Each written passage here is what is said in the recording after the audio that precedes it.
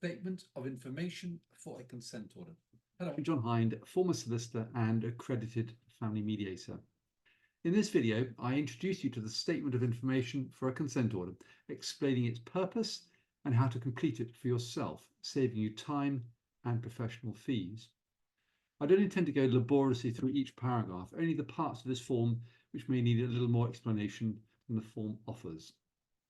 The chances are that you will have completed a financial mediation by this stage. If so, I recommend you use the information from your financial mediation summary to complete this statement of information for a consent order.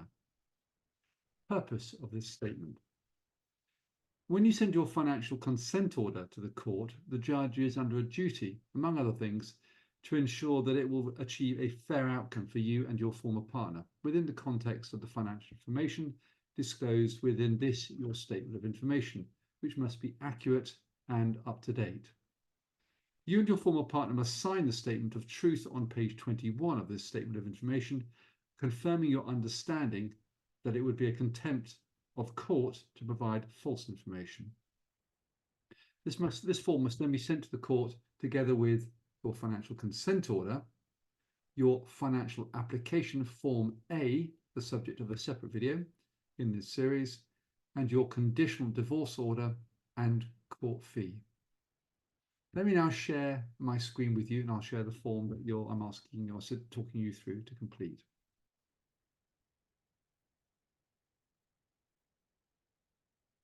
Okay, you should see the form, the statement of information for a consent order in relation to a financial remedy, which is the form we're talking about here. You and your former partner, as you'll see, are encouraged to complete this form together or give reasons why you're not doing so.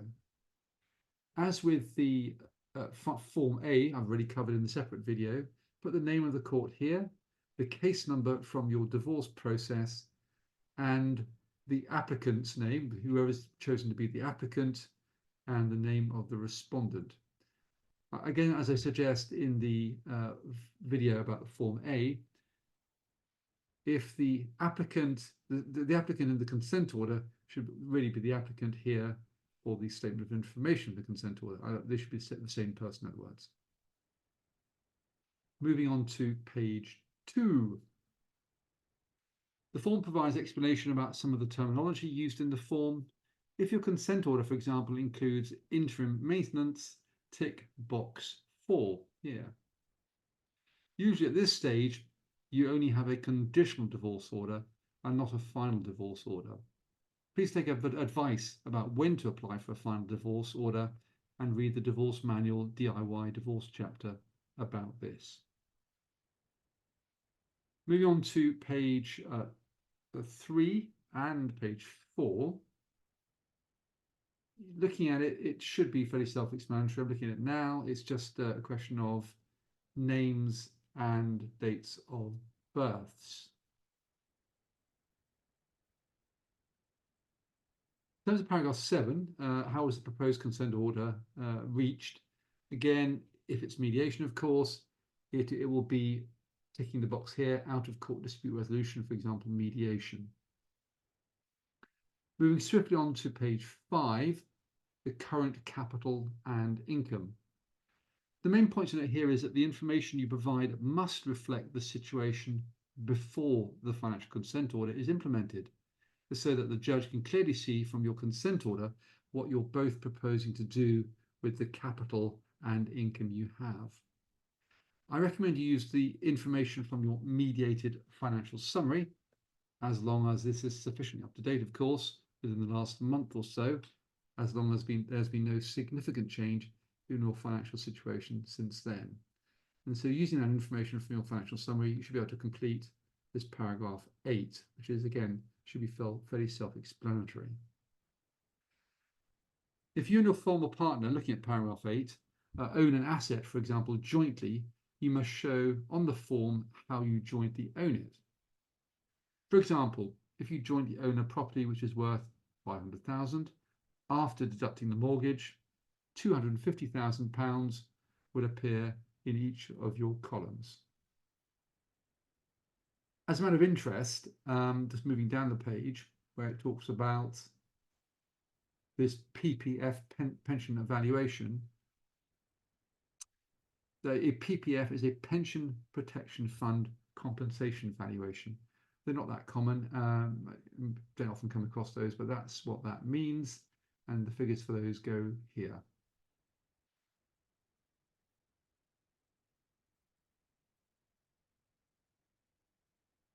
Moving on, I recommend that you use the various notes sections in this form to provide the judge with information, such as this note box here, or an explanation which might help them understand your particular capital and income situation more clearly, avoiding the need for them to ask questions, which would only, of course, delay the whole process. So use these boxes for that purpose, help the judge understand what you're doing. And of course, please do use the guidance for completing Table 9. It is useful and fairly self-explanatory. Turn to page 8, paragraph 9, net incomes. It's important for the judge to be clear about your net income so that they can quickly reality test the terms of your consent order and confirm that you can afford your monthly outgoings. Remembering that the court's duty is to broadly check that your consent order is workable and achieves a fair and affordable outcome. Moving on to the next stage, capital and income after implementation of the proposed order, the consent order. This section is important because it shows the impact of your consent order. This form invites you to provide additional information if you think it will help the judge quickly understand what you're proposing. I recommend that you consider sending the judge a copy of your mediated outcome summary, your open financial summary prepared by the mediator, and financial options spreadsheet if one was prepared in mediation, showing how you've arrived at your proposals and the net effect or impact of your proposals on each of you. However, if you do this, please remember that at the moment, your mediated documents are privileged and confidential, so you and your partner would both have to agree to this. And I recommend that you take legal advice before making the decision, because there may be aspects of the mediated discussions and summary you don't necessarily wish the judge to see. Moving on to I should say again, read the guidance for completing Table 11, very useful. Moving on to the net income paragraph 11. I recommend that you carefully read the guidance notes for this paragraph. If you've been working with a financial advisor and you and your former partner have been working with a financial neutral, and this section or any other section for that matter are not clear, you might wish to enlist their help. They'll probably be more useful than your solicitor or indeed mediator in this regard. Again, don't be afraid to provide extra information in box 12. Yep, box 12. If you believe it will help the judge to better understand your situation and therefore minimize the chances of the judge having to ask questions, especially if the outcome you have reached is slightly unusual in some respects, but there are good reasons for this, which the judge should be aware of. Paragraphs 13, 14, and 15. These sections may require a little more explanation. As I said, it's important that the judge understands the reasoning underpinning your mediated agreement and that it meets your main financial needs. Again, I recommend you attach your mediated outcome summary, your open financial summary, and Excel options spreadsheet, if there is one, to this statement of information, and refer to them in note 13. If it's been properly prepared, your mediated outcome summary or summaries should set out the financial options you've explored based on priority financial needs, explain to the judge exactly how and why you've arrived at your mediated proposals. And the same applies to notes 14 in relation to maintenance and paragraph 15,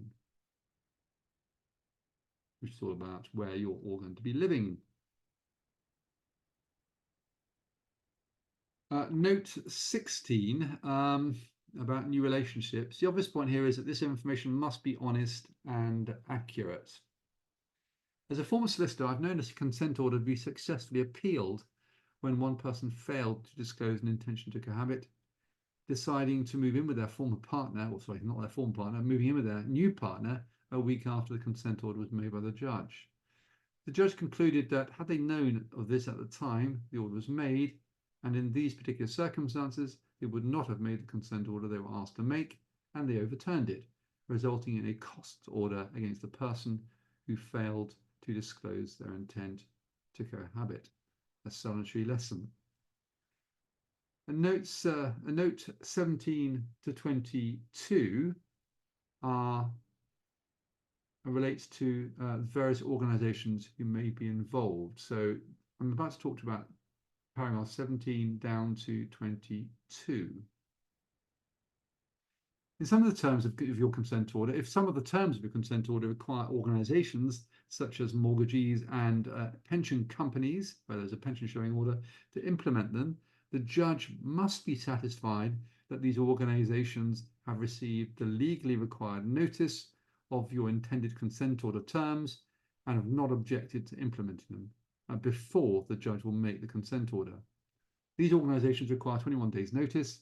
Please ensure that if required, you'll be able to prove that they've received this required notice if it comes to it.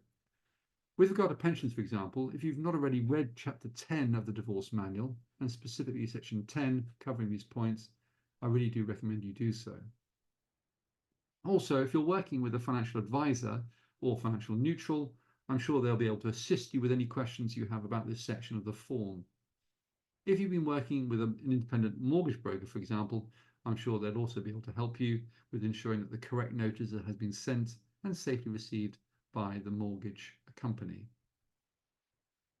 Moving on from paragraph 22 to 2022, let's say down to proposed consent order. Whoever prepared your consent order should have used the standard orders of volume 1 referred to on page 20. Talk about here. And that could, by the way, could be your mediator, more likely to be your solicitor or some other legally trained person who's prepared your consent order. Your statement of truth, a very important part of this document. I cannot emphasize enough the importance of ensuring that the facts and the figures in the statement of information for a consent order reflect an up-to-date, full and honest financial disclosure. These two areas here. So, in summary, this completed and signed statement of information must go to the address provided here, together with the following documents: a pension sharing annex, if your consent order includes a pension sharing order, your Form A, please watch my other video about how to complete this form, your conditional divorce order, and your court application fee. Finally, it's worth noting that an email address is provided for any inquiries. Look, I hope you found this video helpful. Let me just bring myself back onto the screen to say goodbye. I hope you found this video helpful. Thanks very much for watching, and good luck with this form.